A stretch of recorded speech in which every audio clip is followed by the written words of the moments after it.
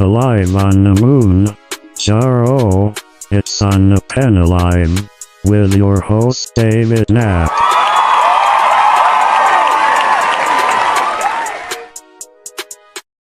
Thank you, Clap Track, and happy Thursday night. I'm your host, Dave Knapp, man on the Manjaro. That's why I'm here. You are on the pen. Wegovy, Saxenda, Victoza, Trulicity, Manjaro, Zepbound, Compound. That pen. That's what we talk about here each and every week on this, the 98th episode of On the Pen Live. Can you believe it? 98 weeks that we've been getting together here at On the Pen Live. It has been so great to do this each and every week with all of you. Tonight, we've got a great show for you. We've got a three-peat guest tonight. We've got Triplet Dad of TikTok, Jamie. I think he's got a little bit different screen name. We'll go over that later on tonight. But Triplet Dad is back. Jamie's back to share well over 400-pound weight loss, 463, I think, somewhere in that ballpark. Just amazing what Jamie has accomplished with his weight loss goals using GLP-1 medications combined with bariatric surgery. Super excited to talk to Jamie about where he's at and where his progress is. Give Jamie some love in the chat. Of course, we've got a weekly Reddit recap and a weekly maintenance minute from our friend Corey. We're doing all the things this week. So super excited to bring you this 98th episode of On the Pen Live. Welcome. Good to have you here. I want to say a special shout out to our members of the channel that are here tonight with us. Karen, Anna, Sandra. Who else do we have here? Spoonie. Welcome, Spoonie. Good to see you. Mimi, Natalie, Corey's in the house. Good to have you all here. Sabrina, thank you for being here. I appreciate all of those who are members here on the channel. If you're like, what is that even? What is a member? You can click a little button down below. It says join. For just a couple dollars a month, you get access to custom emojis, custom videos, live streams that we do every now and again for members only. It's just a way to support the channel if you're interested. But thank you to the members who do that each and every month. Appreciate all that you do for the channel here. But welcome, Sue the Dude. I see you too, buddy. Welcome, Ray. Welcome. Everybody's getting in here. Good evening to you all tonight.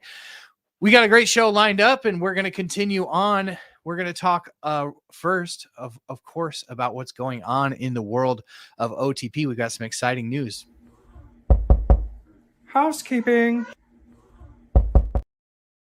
Some amazing housekeeping news for you tonight. We won't belabor it, but I am super excited to share with you. We hit a huge milestone on YouTube this week.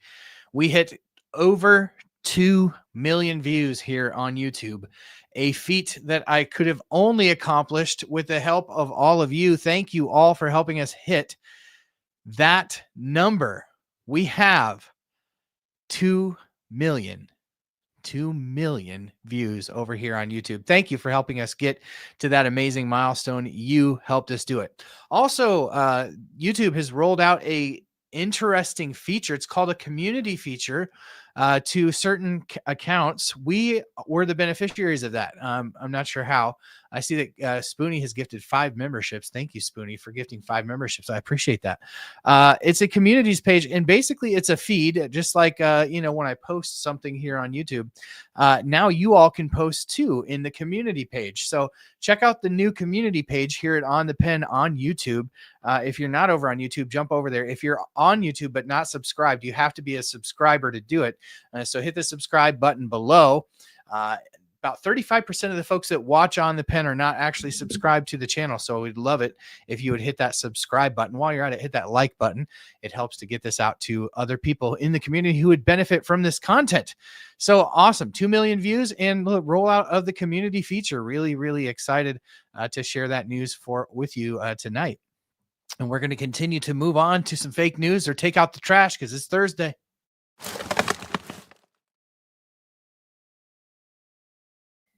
Interesting study was released on GLP-1s this week. And some of the headlines, not all of them, but some of them would have led the average reader who just reads headlines to believe that the link between thyroid cancer and GLP-1s was confirmed with some studies. Now, This is an interesting study. I really recommend that you just do a quick Google search of the news this week of everything that kind of went on with this study. But I want to just debunk this a little bit. The headlines are very disingenuous. So many of you know that all GLP-1 medications come with a black box warning for medullary thyroid cancer, a very specific type of thyroid cancer. A black box warning just saying, hey, it's actually contraindicated. People with a family history of medullary thyroid cancer, people who have had it themselves, shouldn't take GLP-1s. Why is that? Well, in studies where they study rodents on these medications, give them very high doses just to see what happens in rodents before they test them in humans. Some rodents that were given these very, very high doses of these medications developed a specific kind of thyroid cancer. That thyroid cancer has never been proven in any sort of link with human beings. And interestingly enough, rats actually possess a GLP-1 receptors in the cells of their thyroid that humans do not. Right. So there's probably some reason why this is seen in rodent studies and not human studies. But this study took a look at diabetics on GLP-1 medications, type 2 diabetics, and it looked at all the different modern diabetes medicines that people were on to see if there's actually an increase for people on GLP-1 medications in medullary thyroid cancer. Now, interestingly, what this study saw was there was a marginal uptick in thyroid cancer, medullary thyroid cancer, for the first year that somebody was on a GLP-1. So looking at the first year somebody was on a diabetic medication, it was slightly elevated for people who were on a GLP-1. And you might think, well, that is interesting. Nate just became a member of the channel. Nate, thanks for becoming a member over here, buddy. Good to have you. But the interesting thing is, when you zoom out past 1 year, there's no difference in GLP-1s versus anything else. So why might that number be higher in the first year? Well, what many medical professionals who are interpreting this data say is it's largely believed that the uptick, and it was only slight in that first year where they see an elevated risk early on in treatment for GLP-1s, is that it's due to a closer doctors paying closer attention and having thyroids checked up on. So more surveillance sort of happening of the thyroid because there's a black box warning on GLP-1s. And so they don't believe that the increase in cancer, thyroid cancer, is caused by GLP-1s. They believe it's more cases are discovered by way of doctors being more vigilant, more surveillance being done on patients on GLP-1s, having their thyroid checked specifically because of that black box warning. Because as the study shows, after that year, everything's the same. And so as one interesting article I read pointed out, the doctor was saying, really what seems to be happening here, obviously the increased surveillance of the medication being a contributing factor largely, but zooming out and looking at these other medications, you don't see the same thing. So just kind of interesting to see the way that these different articles have sort of spun this to make it seem like there's this huge risk for thyroid cancer, where indeed it looks like it's just increased surveillance. And then beyond that, there is no additional human risk. So it's important to look at these a little bit deeper than just the headlines. If you just read this one here, you would say study links GLP-1 receptor agonist to higher thyroid cancer risk. Well, if you go on to read that, it says a lot of the things that I just said in the last couple of minutes, as I was telling you. So we're taking out the trash. If you hear that, just point people to the study and let them know that it's likely due to a higher surveillance because of the black box warning on these medications, and that over time there's no increased risk. And the other point that this doctor made that I thought was very, very interesting is that thyroid cancer doesn't just develop over a couple of months. You start taking a medication and then boom, you have thyroid cancer. It takes long time to develop in people. So it's just something that you want to be aware of, read up on, bone up on, and be ready to give people a response when you hear people coming after GLP-1s for the increased risk in thyroid cancer. Body Insured Consulting LLC with a $1.99 super chat. Thank you so much. I appreciate you. Thank you for being here. Hey, if you're new here, make sure that you hit that thumbs up button. I'd like to take a moment here before we move on to the next segment of the show to just thank our friends over at Row. Row is, of course, the sponsor of On the Pen, both our podcast and our Thursday night live show. Row, you can learn more about them at row.co/OTP, where you'll learn about the Row Body Program. Patients on the Row Body Program lose 15 to 20% of their body weight in a year when they couple the medicine, GLP-1 medications, with lifestyle modifications, and the wonderful app and services that they have there at Row. I love Row as a company. I love the Row Body Program. In fact, just this week, a member of the community here, I don't want to steal her thunder, but Spoonie got some good news, a patient of Row, and just really, really excited for her. They really know how to fight for those prior authorizations and appeal to the insurance companies to help people get coverage for the branded medication. And so I am super thankful that we've partnered with them, and super thankful that they have been able to help members of our community get access to the branded medication. Of course, branded medication is what we encourage for everybody. We would like to see expanded access to branded medication for each and every person. Obviously, when people can't get access, we would like to see more compounded medications as a backstop to that. So that is what we're advocating for here at On the Pen, and love to see that our friends at Row are being effective at helping members of our community maintain access to their GLP-1 medications. We're going to move on to the next segment and talk a little bit tonight about some more news that's going on in the world of GLP-1. We're getting into our What's Fresh.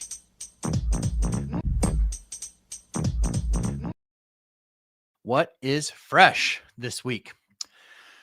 As many of you know, I'm going to get into the political minefield again, which is always probably a bad idea, but it is news and it impacts GLP-1. And so I don't want to not cover this for the sake of not stepping in a minefield, because it's the news and it matters. And so many people have been worried, especially over on TikTok. For some reason, they just have had this in their head that RFK Jr. is going to take away their GLP-1 medications. Well, this week, the Senate confirmation hearings are taking place for RFK Jr. Over on Capitol Hill. And today, he faced a committee that is responsible for looking at pensions for federal workers, among other things. This is the same committee that had the CEO from Novo Nordisk up a couple of months back. It's headed up by Bernie Sanders. When he was being grilled on the obesity epidemic, RFK Jr. hailed GLP-1 weight loss medications as miracle drugs. So I just want to say, for anyone who thinks that this guy's going to take away our access to GLP-1 medications, I hope that this serves to sort of allay your fears, put your fears at bay, because it is highly likely that RFK Jr. will be confirmed. He can stand to lose, I think, up to 3 votes on the Republican side. Presumably all of the Democrats stick together and vote no, and the independents would caucus likely with the Democrats as well. He can stand to lose 3 votes on the Republican side, with the vice president being the tie-breaking vote. So it is likely that he will be confirmed. But the 2 things that I was encouraged by this week from the perspective of GLP-1 and access to obesity medicines is that he hailed GLP-1s as a miracle drug. The other thing is that across all these hearings this week, we heard lots about, and we heard this from the Democrat side, we heard this from the Republican side, we heard so much about PBM reform. PBM reform is one of the most important things that needs to happen in this country to decrease the cost of expensive medication. If we want to increase accessibility to these medications, PBM reform is a must. And it reiterated the fact that there does seem to be an appetite on Capitol Hill for meaningful PBM reform. We have heard from the Trump administration prior to Trump coming into office that he was going to go after the middlemen. Going to get these little thing called the middlemen. We're going to get them out of there. So I think that is interesting. Again, this is not a endorsement on any of these candidates. I am simply trying to relay information that I think GLP-1s are safe and that we do have an opportunity to see some meaningful PBM reform. Those are very important things to this community. Of course, that is not to say anything of the larger picture, which we 100% will not get into on this channel. But I hope that that's useful information for you. I think that is definitely important to cover. We'll continue to stay on top of everything that happens from the political side of things and continue to advocate for a seat at the table for the obesity community when it comes to talking about these types of things. So if y'all are connected in any way, you know that we're trying to get two things accomplished. We would love a radio show. We would love to be able to bring this type of content to the radio. I think there are millions and millions, hundreds of millions of people that could benefit from this type of information on a weekly basis. And we would love to amplify this message outside of the social media bubble. So those are some of the things that we're sort of advocating for here at On the Pen. But we're going to keep things rolling. How many of you are in maintenance? So many of you. We're 98 episodes in. So for those of you who have been with us since the beginning, many of you are keenly aware of the maintenance journey. Of course, I'm a ways off from that myself, but we did want to be able to bring you content on a weekly basis that was meaningful and helpful for those of you who are in maintenance. So this week, we will bring you another message from our friend Corey, our weekly maintenance minute. Hi, I'm Corey. If you're continuing to lose weight on a GLP-1 after reaching your goal weight, it's important to understand why this might be happening and how to address it. GLP-1 medications regulate appetite and slow digestion, which can create an ongoing calorie deficit if your energy intake hasn't adjusted to meet your new maintenance needs.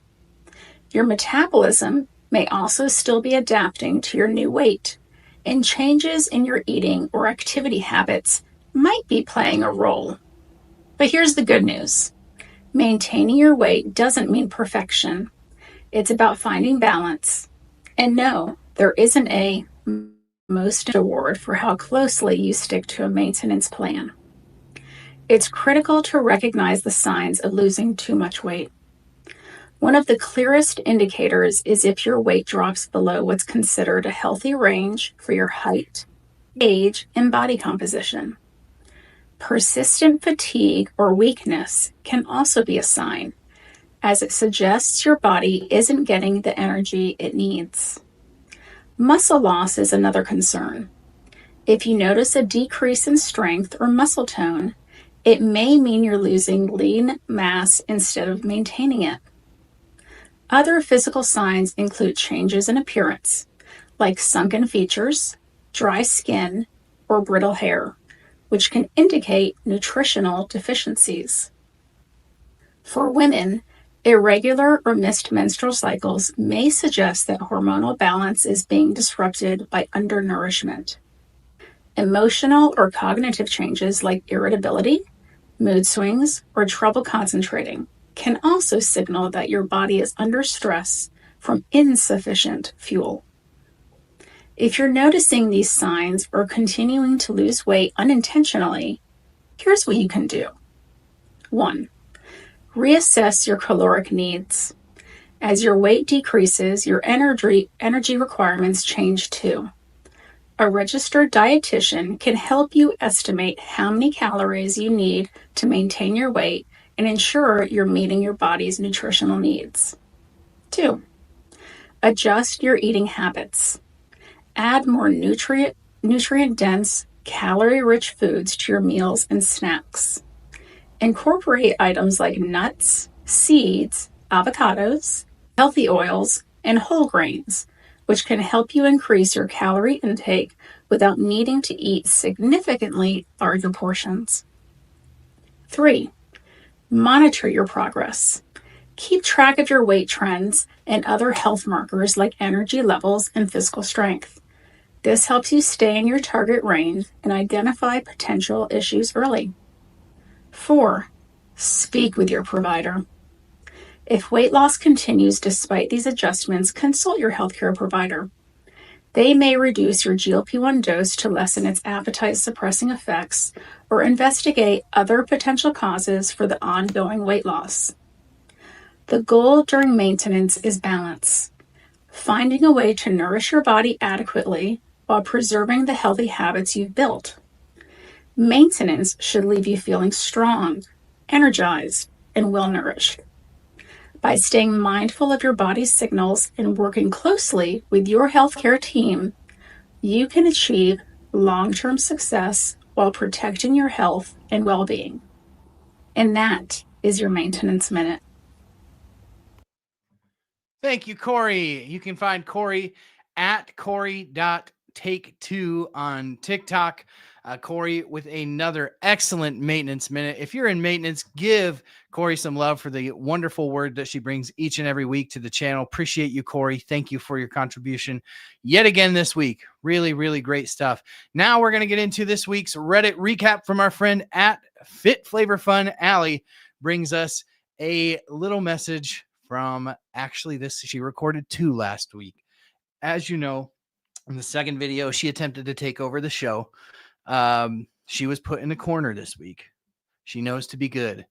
I kid. No, so she actually recorded 2 last week, feeling a little under the weather. So give Allie some love. Hopefully she is on the mend and feeling better, but we're going to get this week's Reddit recap. Oh, it's time for the Reddit recap? Okay, all right. I guess I'll have to put my copy of Onyx Storm down and stop reading. Okay, so over on the Reddit threads, people were buzzing about doses that don't work for them. And I gotta tell you, this one really hit home for me because this has been my struggle for the past month and a half, 2 months. And I had something really fantastic happen, and I wanted to share it with others in hopes of letting you see that there can be a light at the end of the tunnel if you have a dose that you've just started out on and it's not working for you.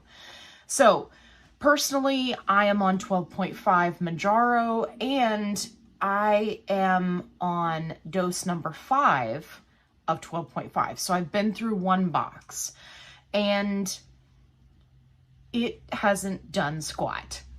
It's been rough, like up and down the same pound, right? Almost 0 suppression. It's been rough. But this week, week 5 on dose 12.5, all of a sudden, it's like it kicked in. It's like it started working. I started having appetite suppression. I started having the increased satiety. And I wanted to share this with you, both to give you hope and also to remind everyone that when you start a new dose, regardless of the medication that you're on, it takes time to build up in your system. Peptides differ from other medications in that they don't just immediately start working. Now, there are people who are sensitive to GLP and GLP-1 medications, and they do get results quickly. But then there are others who, have to wait either until the medication really builds up in their system, or there are those who have to wait until they find the right dose, in which case it starts working. Whatever the case may be, I am here to remind you that making sure that you are sticking to your healthy habits is going to help you immensely down the road. Whether it's when you get to maintenance, whether it's when you meet your goal weight, whether it's when you come across a dose that doesn't appear to be working for you, whatever the case may be, especially if you are just starting out, make sure that you make your nutrition and your exercise a priority, because it will see you through when the medication falls a little bit short. Okay, this is Allie signing off with your Reddit recap. All right, great. Now I can get back to my book. Got me making these Reddit recap videos. All I want to do is read. I just want to read. Why do people have to work for a living? Working is overrated. Allie, I gotta say, the pay is not good. Thank you so much, Allie, for your Reddit recap. Really amazing advice from both Corey and Allie tonight. Really, really good information. Thank you both for your contributions on the pen each and every week. I'm just reminding you all, if you're enjoying this live stream, to please hit that thumbs up button. It really helps to get the live stream out to other people if you're enjoying what you see, and hit that subscribe button if you're not already subscribed to the channel. But we are going to keep this moving along because we got a guest that we're keeping waiting, and he's on East Coast time. So I'm sure he's about ready to fall asleep if we don't bring him in here right away. So let's bring him in, our weekly hot channel, Jamie, triplet dad of TikTok. Hot channel.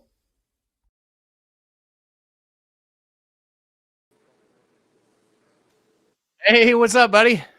Hey, Dave. How you doing, man? Good. Welcome back. Thank you. Thank you. Appreciate it, as always. Each and every time you come back, there is significantly less of you. And I've been watching your stuff now for like over 2 years. And I'm like, this guy's going to be lighter than me in no time. And you just zoomed past me. Jamie, tell us to start with your starting weight when you started on this portion of your journey, your health journey, and where the weight is today. Well, July 14, 2022, I started at 715.4 pounds. And as of this morning, I was at 252 pounds. Wow.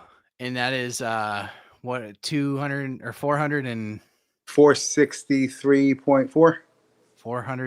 463 pounds. Like, I mean, obviously at one point you were like, to us, I think hearing that is just an astounding number.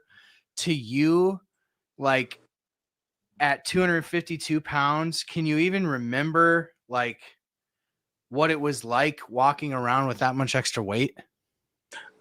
Oh, yeah. Well, yeah, because I wasn't walking too much. Yeah, I'm sure. Yeah, you probably weren't getting around that much, but it's hard to fathom that big of a transformation, right? I mean, it's incredible. What tell me in that journey, because we've talked a lot about this this is your third time on the show. Thank you for being on the show again. What would you say is like the number one thing that you can experience now that you wouldn't have like dreamed of being able to ever experience 463 pounds heavier? It just life in general is so different. I was able to travel with my kids for the first time. We went to New York City Christmas Christmas Day and the few days after. Just everyday life, and it's interesting because it's becoming less and less of a big deal as it goes along. Going to restaurants and just sitting down wherever, or going to the doctor's office and sitting down wherever. I went on a train from West Palm to Miami on Tuesday. Sat next to a lady, and the train seats are narrower than the plane seats, and I was not infringing on the seat next to me. I was like, and there was no stress involved in it. But overall, just living my life and enjoying time with my family, and nothing is not happening because of my size. And Wow. that's like, and it's kind of cliche to kind of talk about at this point, but that's like the super big part. And then, buying clothes, like I'm buying extra large shirts, and where I was wearing 8 and 9X before. And I bought, before I went to New York, no, wait, no. No, when I came back from New York, I bought size 40-inch jeans, and I'm pretty sure my waist at one point was probably 80 inches. Wow. That's incredible.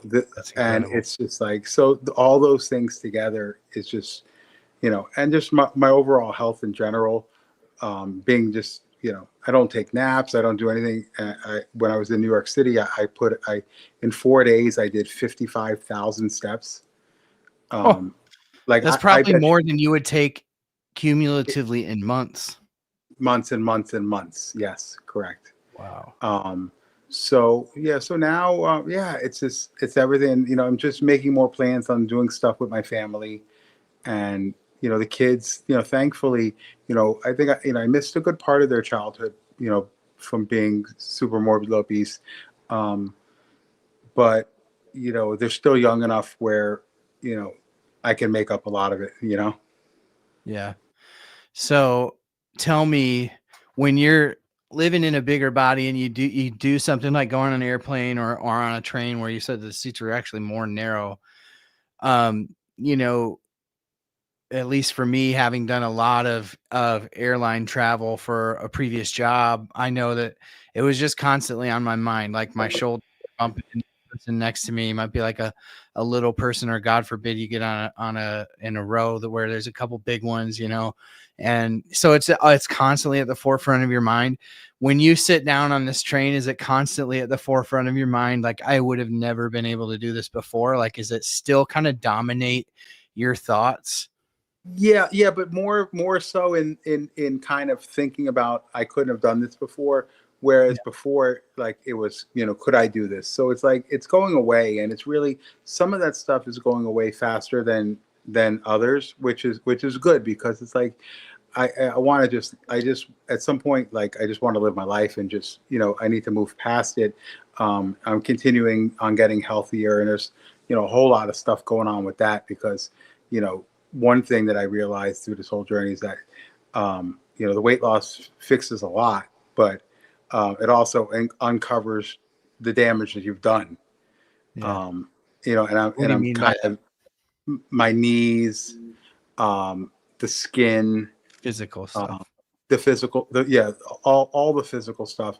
And that, but then again, I wouldn't trade it for the world, because, like, it's kind of like, like the extra walking has made my knee worse. But you know what? I can get the knee replacement now, because I'm at a weight that it's not an issue. So as soon as it gets to the point where I can't handle the pain anymore, then I can get it handled. So, and then also, the other stuff you don't think about, like, prior to this loss, I never had I had one MRI that I lost enough weight to get my knee MRI'd at one point, because I had an injury. But other than that, I haven't had a CT scan, MRIs, anything, or even the ultrasounds. When you're really big, they don't work so well. So through this, this last, 6 months or so, you get some CT scans. I had a calcium score test, and then all of a sudden they see other stuff, and now you're trying to figure out, did you have those nodules on your lungs before, and you just didn't know because you never got a scan, or do you have bigger problems? Yeah. Right.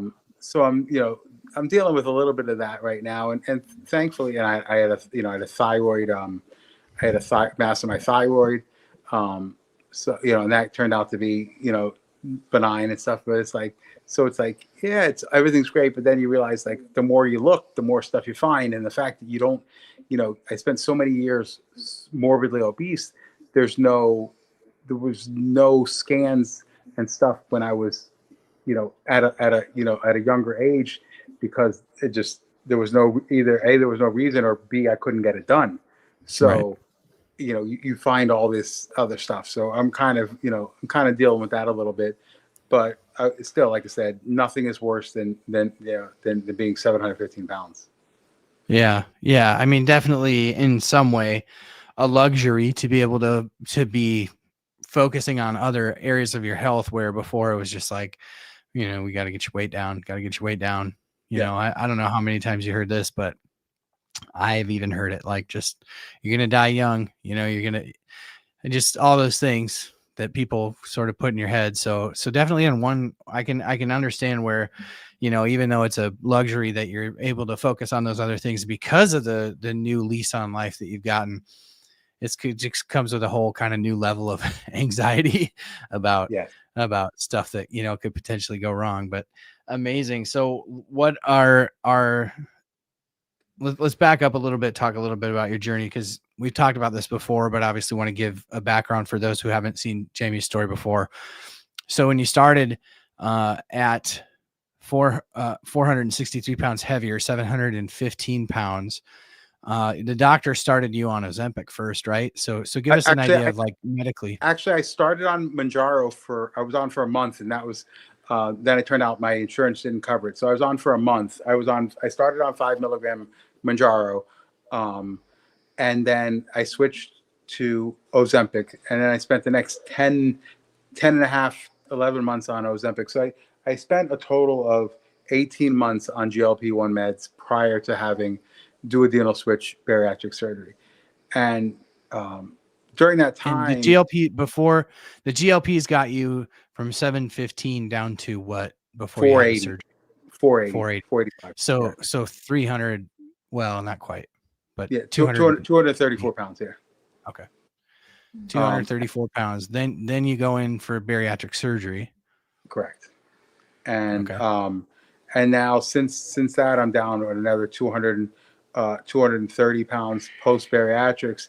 I went back on GLP one 5 or 6 weeks after surgery, which is not something they normally do. But I realized that even though I was losing a good amount of weight post op, um, my pain and inflammation came back really, really bad. Mm. So going back, so I went back on compound tirzepatide post op because I was unable to get the branded medicines, and I was happy to realize that I felt the same when I went back on the meds, than I did on the name brand. So I was happy about that because I was always skeptical of the compounds until the day I needed them, and I was like, try it now. I got no choice. Um, so, but the biggest part of my journey, I realized, is that none of it was possible without the GLP ones. Like, I'm on zero point 0.5 of semaglutide now, kind of on a maintenance dose because I only have a couple. In theory, I only want to lose 2 more pounds. Mm. And I had a big run of loss when I came back from my trip. Which that's the whole thing about your body, my body and everything. I mean, I had a very aggressive bariatric surgery, but day 900 of my journey through day like 915, I lost 15 pounds. Jeez. And that was after the 15,000 steps in New York City. And I was like, oh my goodness, like I'm gonna overshoot, my goal here. And it's leveled off since then. And I've been the type of person, I know a lot of people, struggle with this, but like I've been the type of person where I'll lose for 2 weeks and then I won't lose for 2 weeks. And this is even post surgery. So I always have to have it in my mind that I'm going to have I'm going to lose and I'm not going to lose. And I lose. And I feel like my body is saying, oh my goodness. And one thing I realized also is talking to, I talked to my bariatric dietitian and a exercise physiologist. And there's a consensus is when you lose a lot of weight that the fact that I'm still losing because my body doesn't realize that like it's more efficient than it needs to be right now. It's like my body still, kind of thinks it's 400 pounds. And I think it depends. The way he explained it to me is that it takes some people longer than others for the body to recognize that it doesn't need, the calories and everything that it was, getting before. Whereas, so in theory, between the malabsorption and my intake, my calorie deficit that I'm actually in is probably more than it needs to be. But, I'm constantly, speaking with the dietitian and utilizing the resources that are available. And I think it's important. Anybody who's had bariatric surgery or looking at it, that, get involved in a place that has the resources and use them, for me, that's been tremendous. But with so much of the stuff being talked about, you saw the osteoporosis girl this week and all the stuff. I wanted to share that I had a DEXA scan last week, which measures so much stuff, and they put together like a T-score that's like, which mine was borderline excellent, which is like the combination of the lean body mass, the fat percentage, your visceral fat. So I had this kid that went over my results at the DEXA scan, and he's like, you got less visceral fat than I do, and like, Yeah, and I was like, yeah, so my visceral fat is like 1.1 pounds of visceral fat, and that visceral fat, if you don't know, that's the dangerous stuff. That's the stuff all Yeah. around your Right. organs and stuff. And then my lean body mass is really good, and my bone density is really good. So that just goes to show you that, like, if you're eating the way you're supposed to eat, you're doing what you're supposed to do, the method of weight loss doesn't matter. It's got to be Right. about the eating and the nutrition and everything that you're doing. And I've had so many people question how I eat and everything, and my blood numbers, my triglycerides, my cholesterol, everything is super in line. I have two vitamins that are a little bit low, and that's the part that I like to share, because it's like, if you do what you're supposed to do, you know, and you're not abusing the meds, and you're not abusing yourself after surgery, you'll get the results. And the interesting conversation I had with the exercise physiologist is the fact that I was 715 pounds, right? So, like, obviously I had to lose lean body mass in the process in order to lose. But the fact is that I had my body had to support the 715 pounds. And I really feel like, because of I was so focused on my nutrition and the protein and the movement when I could get it, that basically I have way more lean body mass than I would have imagined, just based on the fact that I started so high. Mhm. Right. And that's kind of stuff that I never really would have known. So, all in all, when you look at my total health, like, I couldn't be happier with the overall health. And that's, when all said and done, the number on the scale is the number on the scale. But, like, I want to live a long life and see my kids grow up and get married and have kids. And that's the important part. Yeah, 100%. That's just incredible. I love that. What was going through your head when that kid is like, you have less visceral fat than I do? Like, Yeah. And he's how like a did, 26-year-old kid. He's like, he was like 6'3", 200 pounds. Like, like, I was like, okay, yeah, I'm good. yeah. Dang, that's crazy. Was the DEXA scan something you went and did on your own, or is that something that your like bariatric surgeon encouraged? No, Or I did it on my own. Actually, turns out, if you can get, you can't, it's not covered by insurance.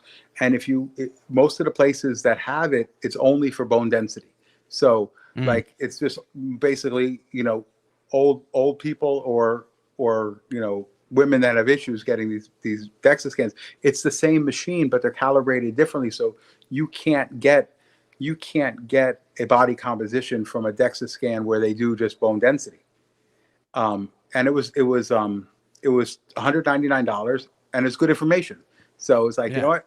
I wasted $199 on worse stuff than that. But now what's interesting is, now I have this as a baseline, because really close to the goal I want. But then it's something that, once I get skin removal, it's going to be fun to compare the numbers, because yeah, if you just lop off 15, 20 pounds from all this loose skin, and you recalculate the numbers, all of a sudden I go from 160 something pounds lean body mass plus 30 pounds, 30% fat. All of a sudden I'm probably about 24% body fat, which is like something I couldn't imagine was ever going to be a thing for me. yeah, So it's pretty amazing. And that's where I'm at now, is looking into the skin removal, which is quite overwhelming when you recognize that, like, I got lucky with my bariatric surgeon, and I found the right guy real quick. But recognizing that having somebody who's removed skin from somebody who's lost 400 plus pounds, is and I think, and people seem there to can't be have, there can't be that many people who have done that, right? Is that what you're getting at? Like, yes. And, and the fact is, and I'm okay if they've done some more in the 200-pound range, but the thing is that it's different. It's got to be different, doing that kind of, procedure on somebody who's lost, 50 pounds versus somebody who's lost, 450 pounds. So, and it's hard because like, I don't want to travel too much because I'm worried about the aftercare. Mhm. And it's not like you can It's pretty Google. intense, isn't it? Yes. So walk us through that, because I think this is really good. Like, I think there's a lot of people who are probably watching or will watch that are in a similar boat where they've lost their weight. Maybe they've had surgery, maybe they've taken GLP, however they've gotten there, but they have the next phase of their journey is like getting rid of all the loose skin. First of all, would you mind sharing a little bit about just what that's like for you, just physically? Like, is it a huge nuisance? Like, I mean, you're pretty much an open book, right? Yes. Tell us what that's like, and then get into a little bit like, what does that look like? Because as you're saying that, I'm going, yeah, somebody who's lost 462 pounds, or by the time you get there, 475 pounds, or whatever it ends up being, it's just general plastic surgeons. Most of these people, right? Most of these surgeons. So they're used to boob jobs and facelifts and all sorts of stuff, but removing skin from around the body is gonna be like a specialty, right? Yeah, exactly. And what was interesting is I had my first consult on Tuesday. And the doctor, first of all, I like the doctor, and the problem is like, and I didn't recognize this until I was there. And this is not a knock on older people, but this doctor is older than somebody I want to have do surgery on me. Like he graduated. I'm 48 years old. He graduated medical school before I was born. All right. Wow. So it's like, so I'm like, he obviously seen it all, but like, Yeah. I'm just like, I was like, this can't be my guy. But then again, it's true though. Like think about it. Like he's the same age as my father-in-law, and like I don't want to get in the car with my father-in-law, let alone have him cut my stomach open. So I need to find the right person, but it's hard because there's some medical issues that I have with my skin. That's with my thighs, my genital region. Not to get too graphic, there's a urologist that needs to be involved because of the tissue that's just gone south down there. Is just like is an issue. My chest area. And what I found out is there's a good chunk of it, the good chunk of the necessity I should be able to get covered by insurance.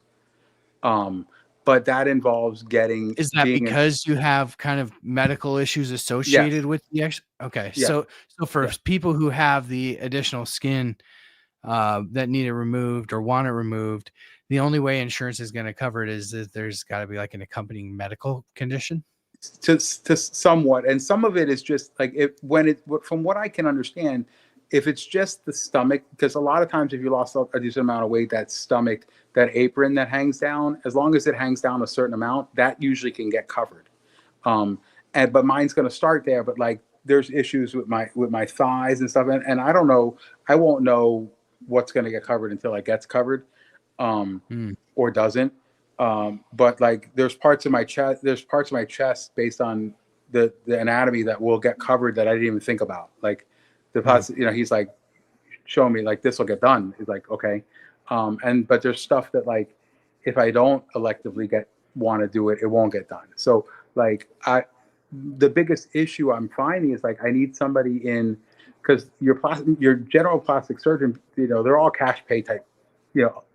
Most of the cosmetic-y ones are self-pay. So I need to be in a hospital environment, which I was down at University of Miami.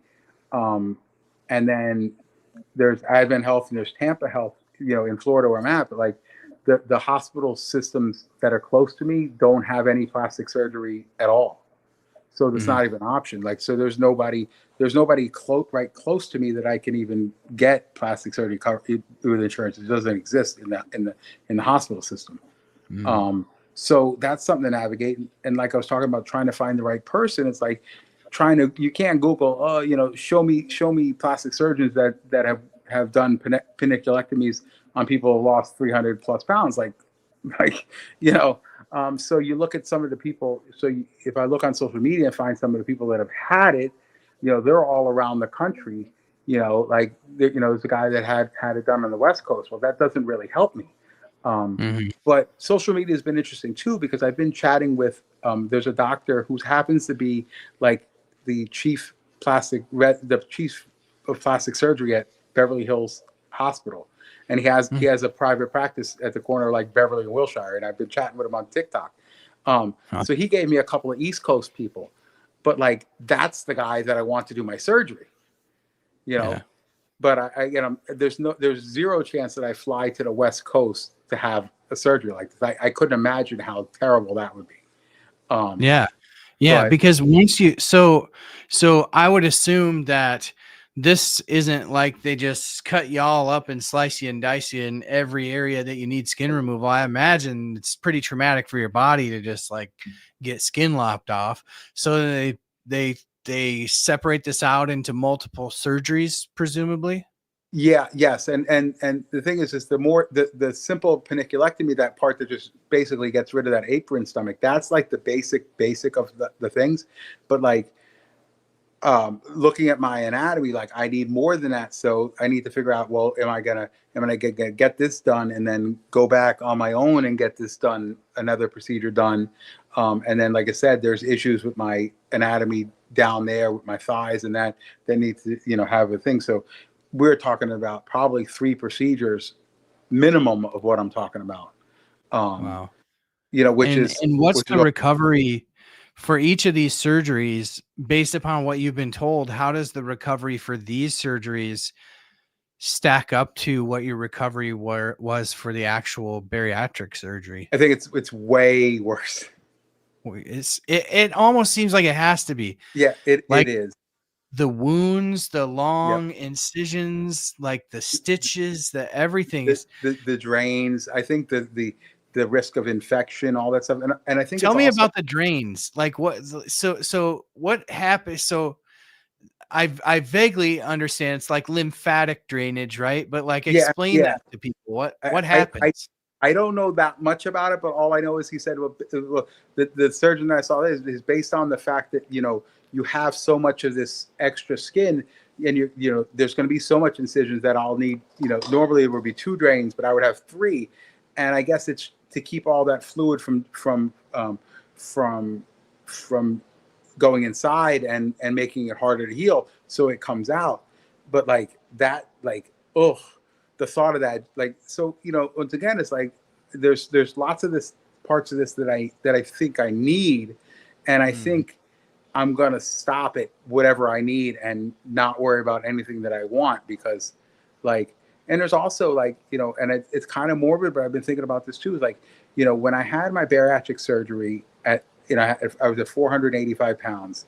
You know what? If I hadn't had the surgery, I feel like my life was, the quality of my life and the length of my life was not going to be what I wanted. So I felt like there wasn't that much of a risk, in having surgery. But now it's like, what? If I never had any skin removal surgery, would the quality of my life may not be as good as I wanted, but you know what? I don't think it's going to be any shorter. So now it's all of a sudden, you go under the knife for a 5, 6, 7 hour surgery. You know what? There's risks. There's always risk. So, and I'm not that worried about it because I've done good with anesthesia. I have, here's another one. I no longer have obstructive sleep apnea. Wow. Which I was going to try to use that to get meds for maintenance, but and there's some thought that once you have it, that's, you probably get the meds because of, for that, but like, that's a whole nother thing. All of a sudden now I don't, after using a CPAP for a dozen plus years and probably needing it for 15 or 16 years, I no longer use a CPAP. Wow. That's incredible. Which is incredible. Traveling without it and not having to deal with it, is like, that was a big one. That was a big one. Yeah. I want to just take a minute and encourage anyone in the chat. Jamie didn't offer this.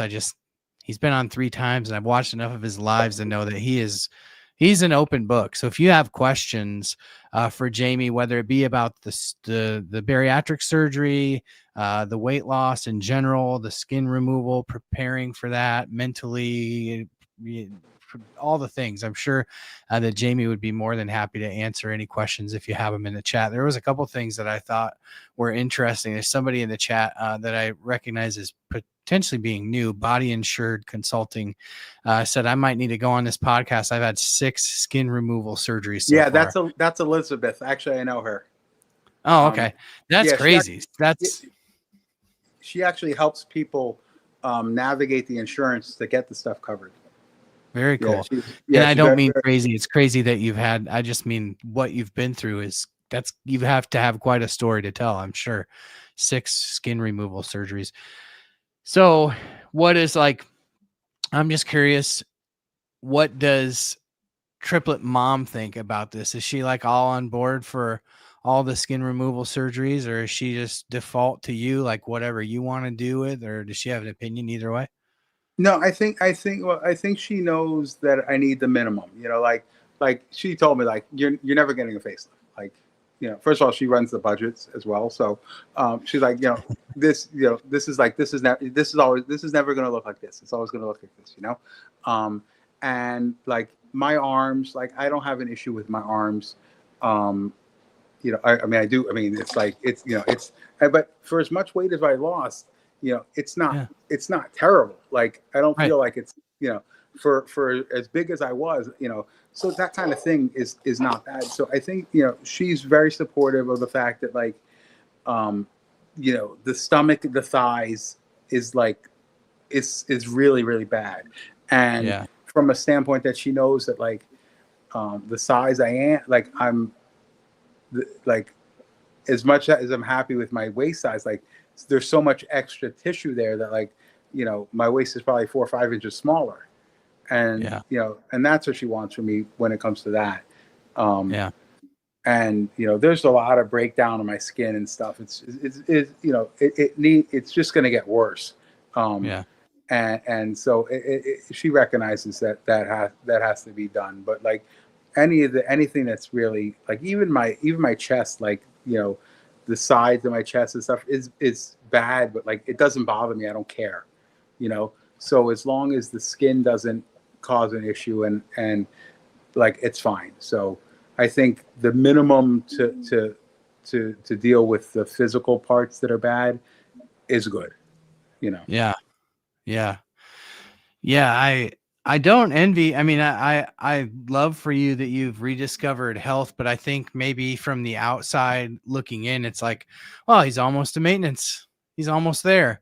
But really, you've got this new set of, I mean, really what you're highlighting to me tonight, when I compare it to all of our previous conversations, it's you're really highlighting the next phase of your journey. The next phase of your journey looks like focusing on a lot of health issues that you just didn't have the luxury of focusing on before. Now it's I'm going to need this knee replaced. I'm getting, MRIs, and I've got nodules on my lungs. And what does that mean? And I couldn't even get an MRI at 715 pounds.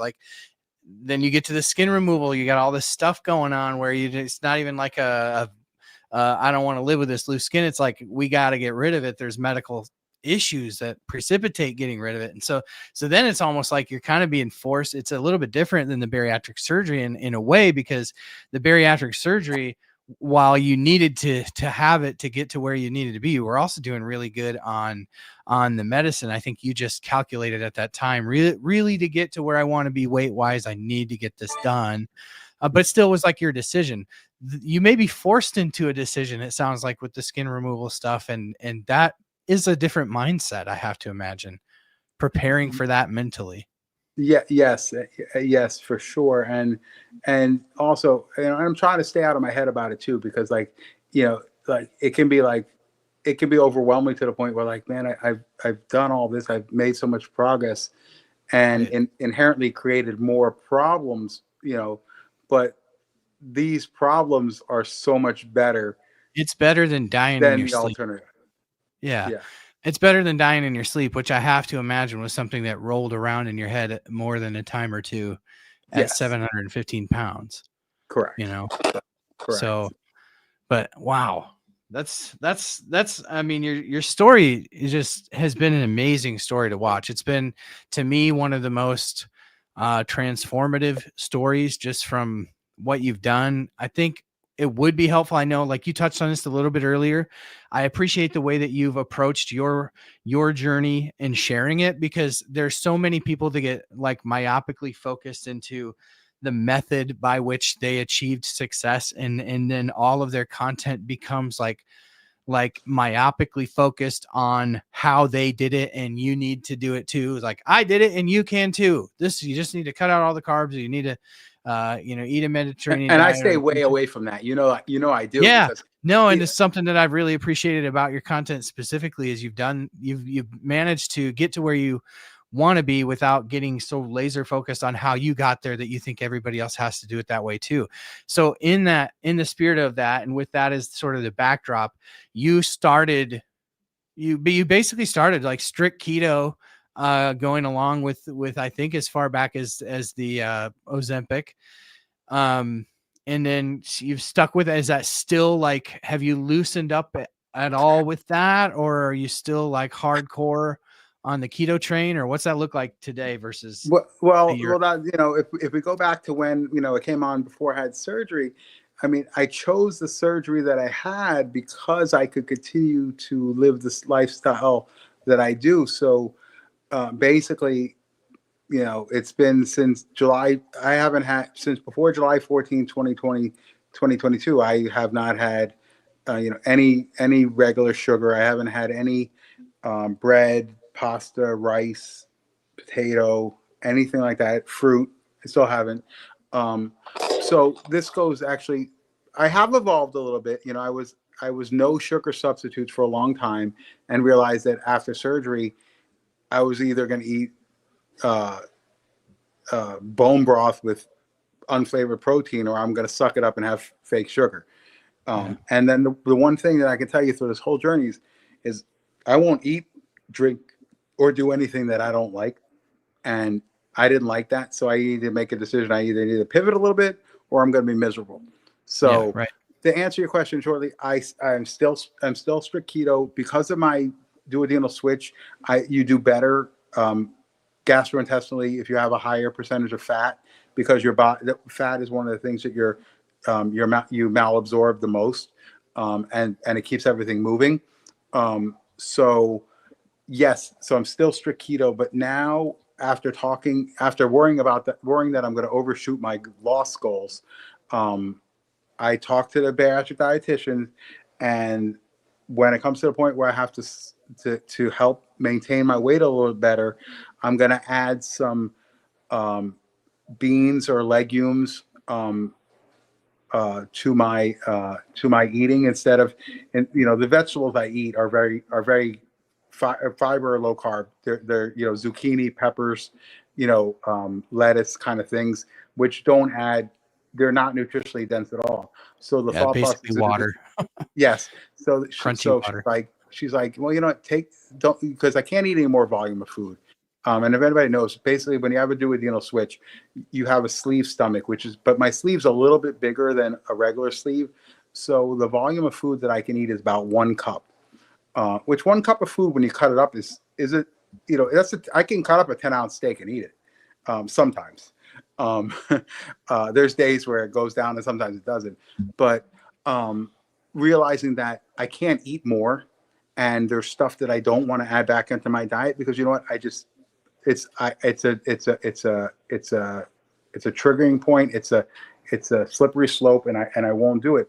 So we came to the point that I should add some nuts, being calorie dense, add nuts to some of my meals, and add the beans or lentils and stuff like that. And I've even warmed up to the idea of adding sweet potato.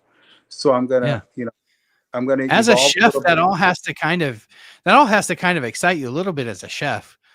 Yeah, I mean, it makes it easier to make more composed food. But I was eating way more composed food prior to surgery. When I was eating more volume of food, just because there was more room to put it. So I was a little bit more creative than I have been for the last year.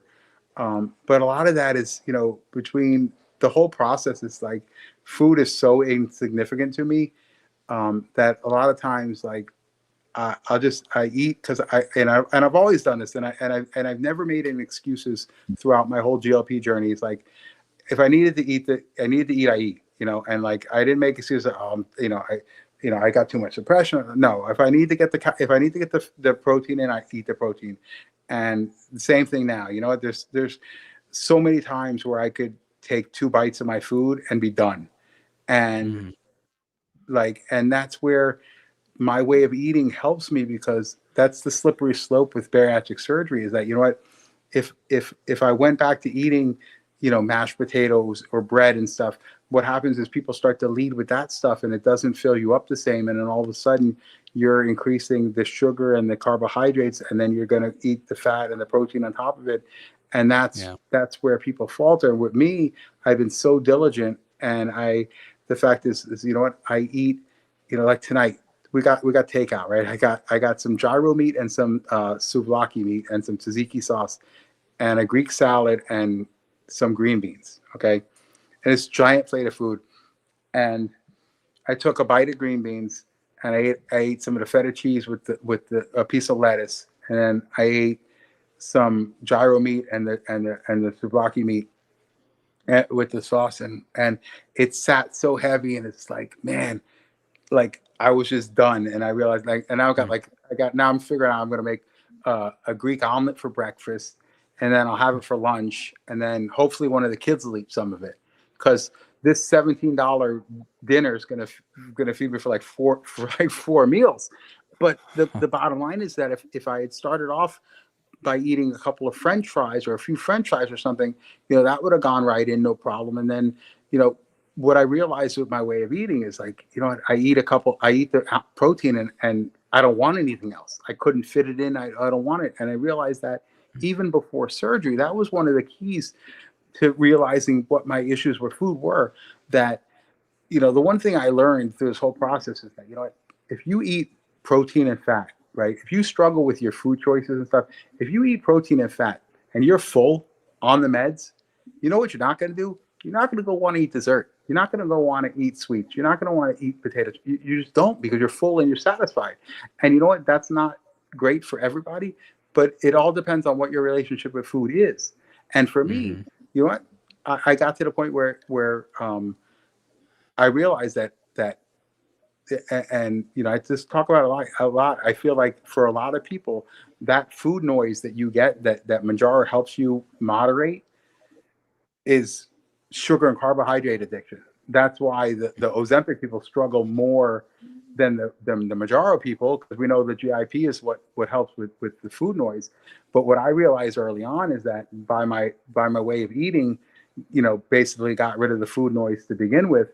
So that's where, the medicines really shaped the whole journey for me. It made it all possible, because without making the choices, because one thing I learned too is that, regardless of the meds, regardless of the surgery, there's still an open thing here. Like, you still have to make the decision of what you put in your mouth, and navigating the way that makes that possible for you. Like, I'm not a moderation person. I can't go have a bite of a cookie. It's not me. Maybe it will be one day, but you know what? I can't say that, it's a negative thing right now. You know what? It's what's worked for me. And I've started to say, not to say never on a lot of things, because I think I've evolved. But I also feel like, and I think it's important for the people that are starting on the meds, you know what? It's okay if you eliminate some stuff to make it easier for yourself, even if you have no intention of not, of bringing that stuff back into your life. It's okay to change your way of eating, maybe a little bit drastically, to get the results you want, to help the process. And it's not for everybody, but I've done a lot of self-reflection on what was going to work for me, and did it. And I think that's what's lost on a lot of people when you see a lot of people talking about the meds now. It's almost like the GLP-1 diet culture. And it's scary to listen to sometimes. And like, that's why it's and that's why it's so important. And I'm so glad that you noticed. It's like, I really don't, tell anybody, in my opinion, on what they eat or what I eat. I just like to explain why I do what I do, because I figured it out, and the thing is that I spent the last 30 something months figuring out how not to be morbidly obese. And I know that it's going to be a struggle, and it's not exclusive to me. Everybody, most of the people, if you needed meds in order to not be obese, or you needed surgery to not be obese, you're kidding yourself if you think that you're just gonna, all of a sudden, you've taken this meds for a year or two, and all of a sudden your battle with obesity is going to be over. I don't believe that's the case for most people. And if that's the case, if it's over for you, then the metabolic dysfunction and everything that you were fixing with the meds wasn't that severe to begin with, and God bless you, and you're going to be great. But for all those people that have struggled their entire life to lose weight and now have success on meds, you're still going to battle, and I know that. And you know what? I struggle less than a lot of people with surgery and meds, with my food and all that stuff. But it doesn't make it any easier. And I know that, it's, I am, I have the disease of obesity, whether I'm beating it right now or not. I'm still kind of like alcoholism. Yeah, exactly. I think there are a lot of parallels. Exactly. And I think that's important to share. And I think some people will say that's not me, and some people will say that's me. And then there's going to be some people that say that's not me, but yet it is them. And those are the people that are going to struggle. I think that's excellent insight, and I think you're spot on. I want to go back to just one thing that you said, because it reminded me of something. We need to do a longer form video on this on the pen. But when you talk about sugar substitutes, because I know that was a big one for you back when you were like hardcore in it. You're like, I don't do any sugar substitutes, no sugar. You got to get rid of the sugar addiction. And that sounds like that was a big thing for you. And so I think, first of all, one of the things that I think you have done well for yourself, I think if there's one thing that you should encourage people to do that you've done, it's to just be honest with yourself, because I think that's sort of been the key for you. It's like, I know that I'm a sugar addict. And so I know if I want to get to where I want to be, if I let sugar creep in, it's going to be a slippery slope for me. And it wasn't until you had made such drastic and dramatic progress and knew that you could handle it and had the surgery that you even started to enter in fake sugars into the picture. But I think one of the interesting things to look at, Jamie, and maybe you've heard of this and maybe you haven't, but allulose, which is a sugar substitute, it's actually currently being looked at for weight loss, to be used in pharmaceutical drugs for weight loss. And there is some belief that it could help trigger the body's natural GLP-1 response. Obviously, the medicines are orders of magnitude higher than your natural GLP-1, but some of the newer treatments and medications in clinical trials are focused on putting your body's own GLP production into sort of overdrive, and so that you make more of it when you eat, sort of like on demand, kind of like GLP-1s help you make insulin, and make you more efficient with insulin. They're kind of approaching GLP-1 from the same standpoint, where they're trying to make you more efficient at producing higher numbers when you eat, so that you get satiation appropriately. So allulose is one of those that, and I think I got the right one. I'm not sure, but I had seen videos on it recently. I think that's the right one, but yeah, it's a sugar. I'm curious to see that's one I have to experiment with, because the sugar alcohols post-op for me can cause problems. But the one thing I think you're right on is I think one of the issues that the sucralose and the aspartame, and sucralose and aspartame are like my favorites. Yeah, but mine too. They do. I fear that the gut health, the gut health issues with those things, and currently I'm having some issues with my stomach acid, And the one thing that I do use is those, and I wonder, I'm going to get some of all my stuff tested to see, and I'll report back to you, because if there's gut health issues, I'm pretty sure it stems from the fake sugars. Have you ever looked into BPC 157? It's a peptide. I'll send you a bunch of samples for it because I have some. But BPC 157. So I've been talking a lot about this can't wait stuff. This is a peptide, an over-the-counter peptide that works on leptin and ghrelin. So I've been taking this. But they also have this BPC 157, which a lot of people take the injectable version. But BPC 157 is another peptide that's been shown to really reduce inflammation when taken orally in the digestive tract. So just if you're having gut issues in general, it might be one to talk to your doctor about, like if they've heard of BPC 157 and if that could maybe, it's not going to do anything, I don't think, with your stomach acid issues specifically. But because I don't know what's going on right now, because and I didn't touch on that before, because I'm having issues, and there's one of two things happening. There's something going on with the stomach, the everything causing acid, or my gallbladder's failing. That's not what you want. One way or the other. And if I'm going to be upset if my gallbladder fails after all this time, though, I got to tell you. Yeah, like 400. I think it would have done it 250 pounds ago. Exactly. But so I'll actually, I'm glad you brought that up to me, because I'll definitely look at it, because I have to have like my poop needs to be tested, because there's it burns, literally burns me. So it's like like I was on my phone with the nurse practitioner for my surgeon, because like there's only a couple of reasons like this could be, and we're talking. So I have to get the stuff tested, and then I'm gonna also have an ultrasound, a scan of my gallbladder to make sure that's not failing, because that could cause it too. So it goes back to the list of stuff that goes on, never ending. On the topic of hot stool, it reminds me of a story that I was on the road with a guy from work many times. This one year specifically, we had to drive about 12 hours away to a job, and we had to do it like on a weekly basis for like 6 months.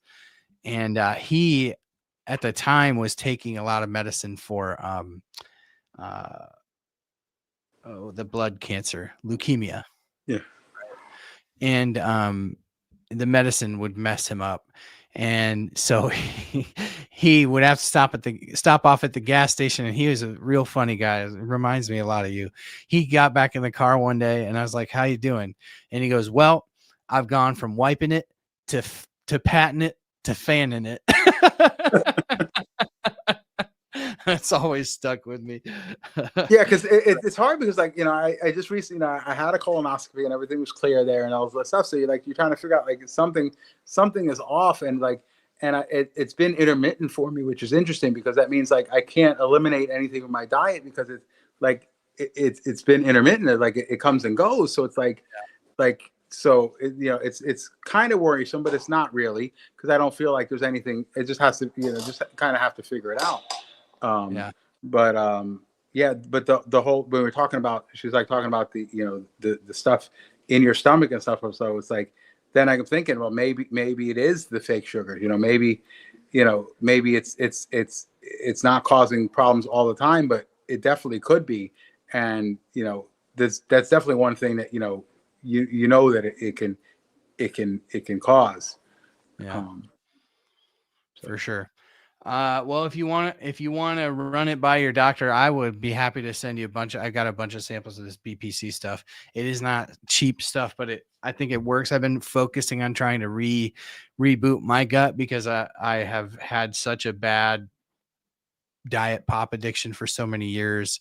And I've also read similar things on what fake sugars can do to your gut microbiome. And, the main science that's coming out of all this is how many hormones that are made in your gut that are responsible for sending the signaling to your brain about satiation, fullness, stop eating, hunger. All these things are, it starts in your digestive tract. And one thing I'll let you know, and then I'll cut you loose too. Like one of the companies, I got a chance to interview a CEO for a company called Fractal Health, Fractyl. And Fractal Health is working on a couple of therapies that are like I would call them in between bariatric surgery and GLP-1. So the one that they're doing is you had what's called a duodenal switch, right? Correct. Bariatric surgery. Yes. So they have this thing called, I think it's called the Revita program. And so what they do is they go in endoscopically with this special endoscopic tool.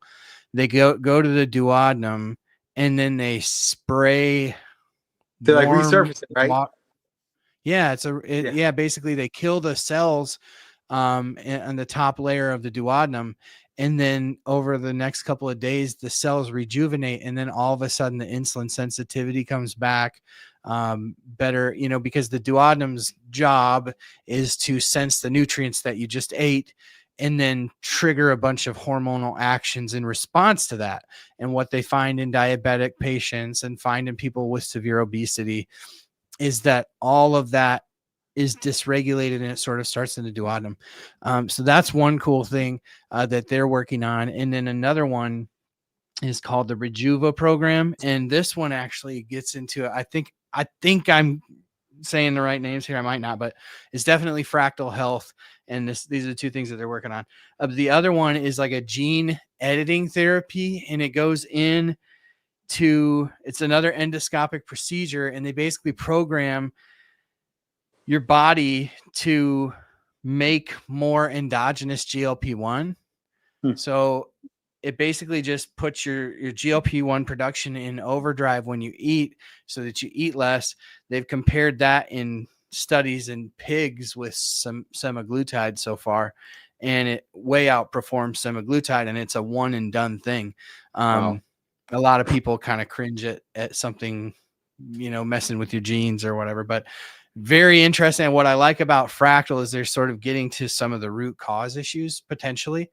And so there's a lot of interesting things on the horizon.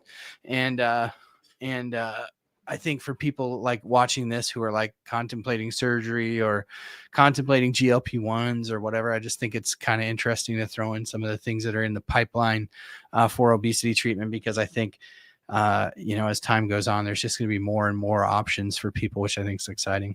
Well, there's also one thing that I've noticed lately too, and VSG, that sleeve was never going to be the right option for me based on my obesity.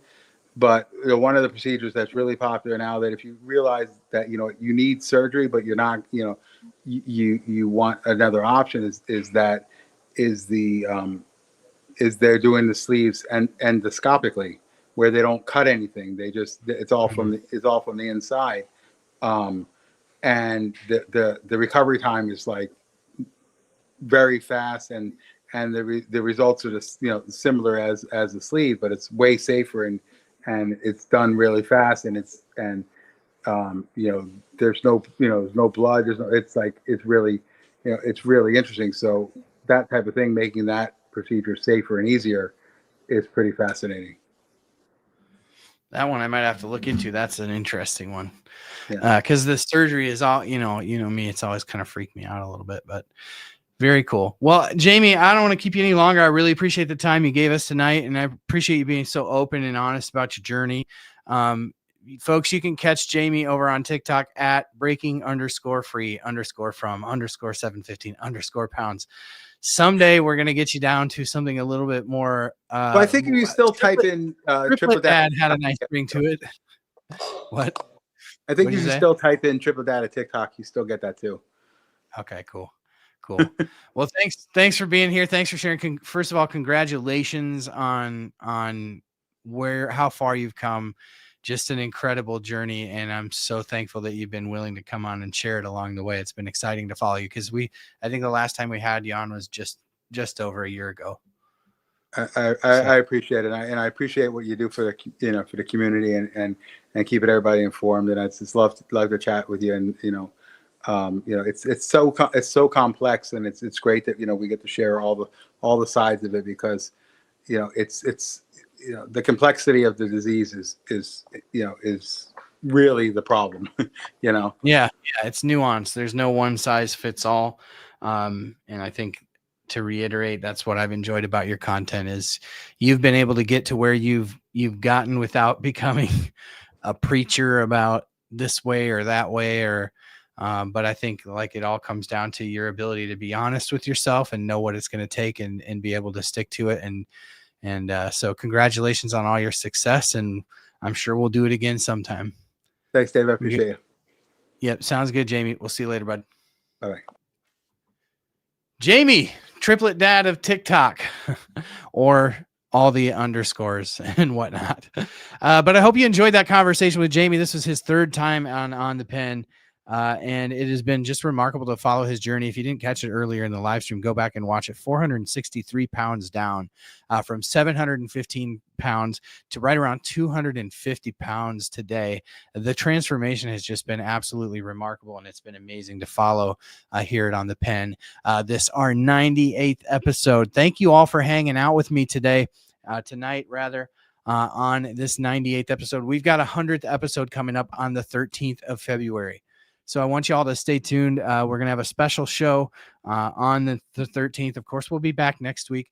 But on the 13th of February, we're going to have our 100th episode. So I hope something big and exciting for that one. Thank you all for being here. Thank you for being the best part of what we do here at On the Pen.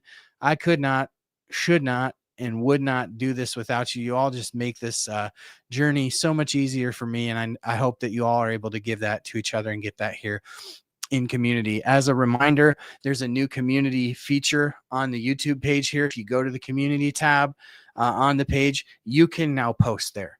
You can put your own posts up, kind of like a Discord built right into YouTube. And we've been given the opportunity to sort of like be a pilot program for YouTube. So I hope you'll check that out. I hope you'll post there, share information there.